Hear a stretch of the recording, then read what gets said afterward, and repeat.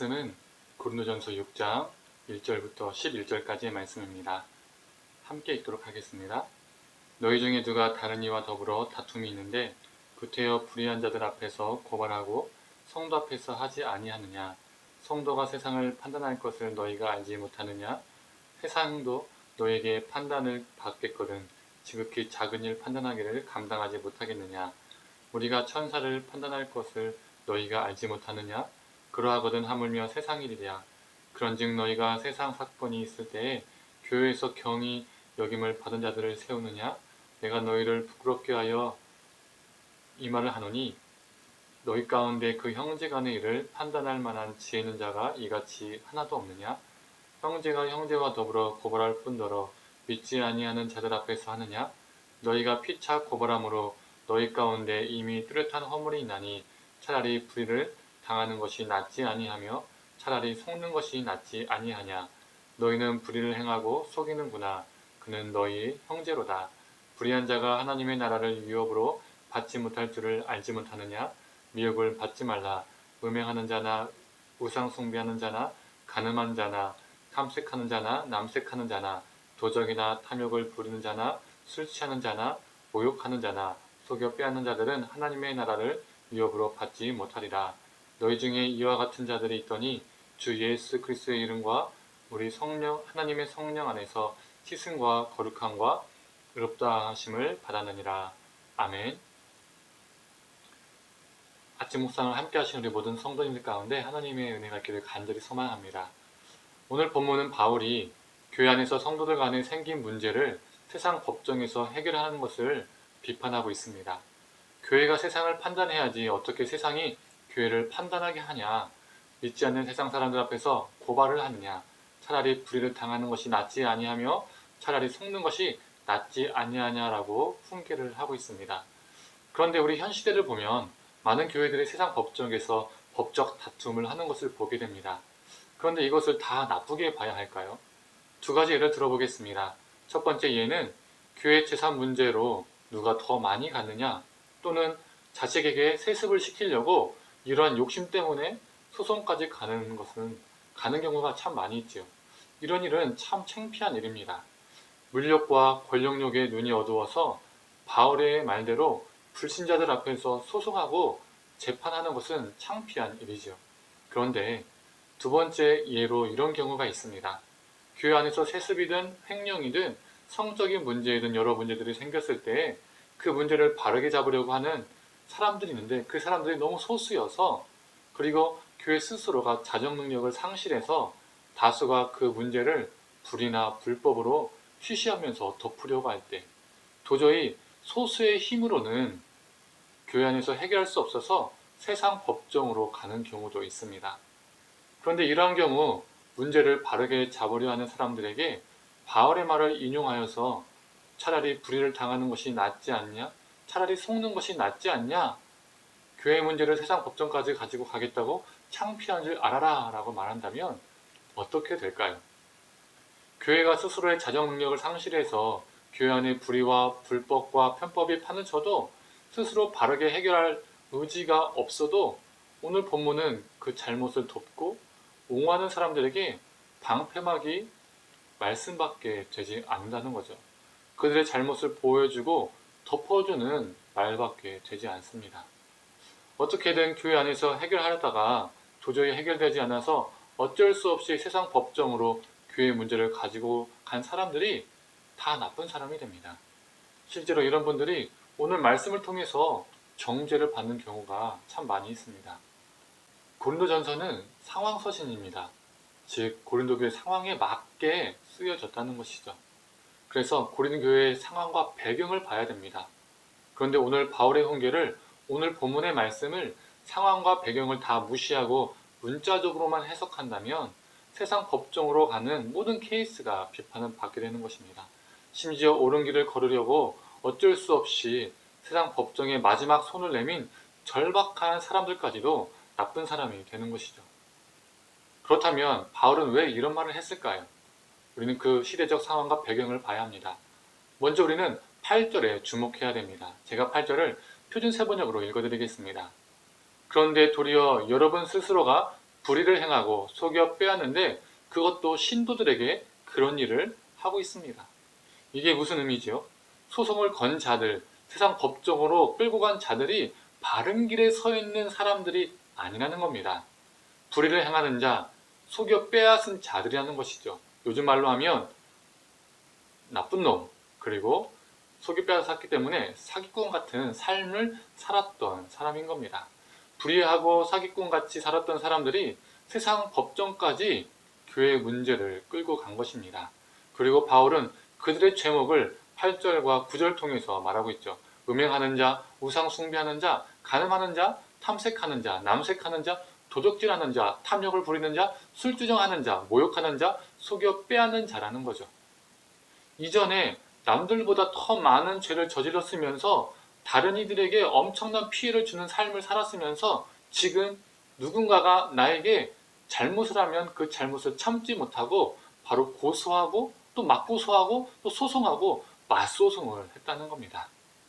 자기들은 더 나쁜 삶을 산 걸 주변 사람들이 다 아는데 지금 자기들한테 피해를 준 사람들에게 자비 없이 궁일 없이 고소를 하니 세상에 덕이 안 된다는 거죠. 세상이 어떻게 보겠냐라는 것입니다. 그래서 바울이 창피한 줄 알라고 부끄러운 줄 알라고 말하는 겁니다. 이미 세상 사람들이 그 사람이 어떤 사람인지 다 아니까요. 우리가 바르게 살아서 세상을 판단해야 되는데 세상에게 기준점을 줘야 하는데 우리가 더 바르게 살지 못해서 세상으로부터 판단을 받으면 어떻게 하겠느냐라고 바울은 말하면서 차라리 당해주고 속아주는 게 낫지 않느냐라고 그들에게 반문하는 것입니다. 그리고 9절의 상반에 바울은 이렇게 말합니다. 표준 세번역으로 읽어드리겠습니다. 불의한 자가 하나님의 나라를 상속받지 못하리라는 것을 여러분은 알지 못합니까? 착각하지 마십시오. 이게 무슨 말일까요? 그들은 착각하는 삶을 살았다는 겁니다. 나 예수 믿고 천국 간다라고 생각했다는 겁니다. 나 지금 교회 다니니까 하나님 나라는 보장받았다고 생각한 겁니다. 그런데 바울은 그게 아니라는 겁니다. 착각하지 말라는 겁니다. 불의한 자는 하나님의 나라를 상속받지 못한다라고 단호하게 말하고 있습니다. 이러한 불의한 자는 소송은 많이 걸겠지만 상속은 받지 못합니다. 그 불의로 세상으로부터 망신만 당하게 됩니다. 그렇다면 교회가 교회 문제로 세상 법정으로 가지 않을 방법은 무엇이 있을까요?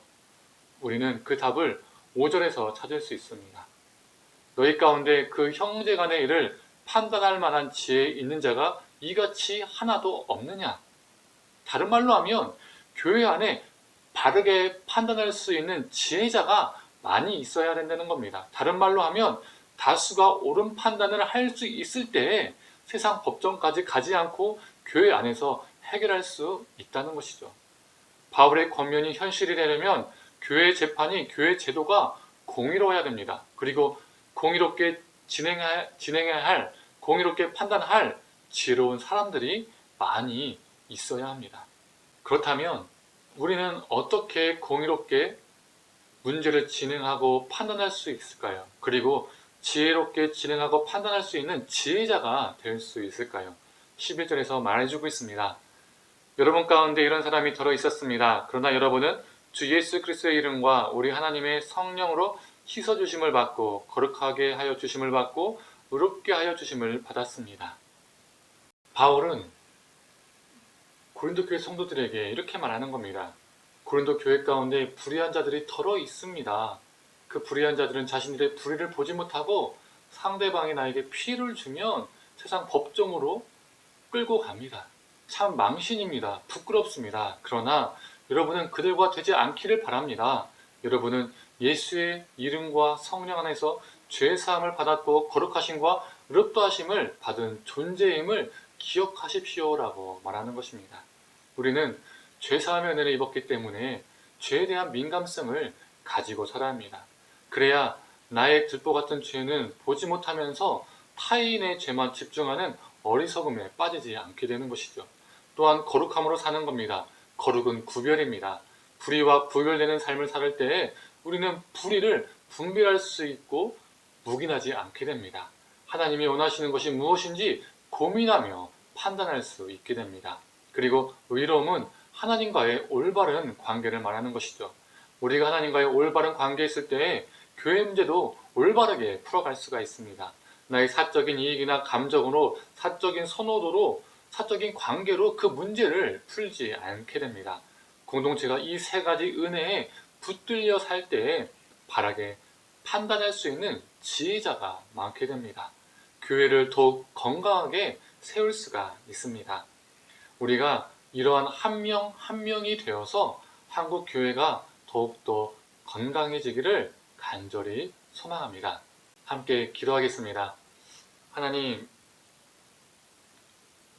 우리가 죄인이어서 그 죄로부터 구원을 받은, 죄 씻음을 받는 존재인데, 하나님, 이 은혜에 우리가 정말 묻혀 살기를 간절히 소망합니다. 그 죄사함의 은혜를 가지고 삶으로 죄에 대한 민감성을 갖게 하여 주시옵소서. 죄에 대해서 타협하지 않게 하시고, 또 죄와 멀어지는 삶을 살게 하시고, 또 우리가 속한 모든 공동체가 죄에 둔감해지지 않는, 죄에 민감해진 그런 공동체가 될 수 있도록 주님 붙들어 주시옵소서. 또한 그 거룩함의 은혜를 입고 하나님, 세상의 방법과 편법과 불의와 불법으로부터 구별되는 그 거룩성을 우리가 갖게 하여 주시옵소서.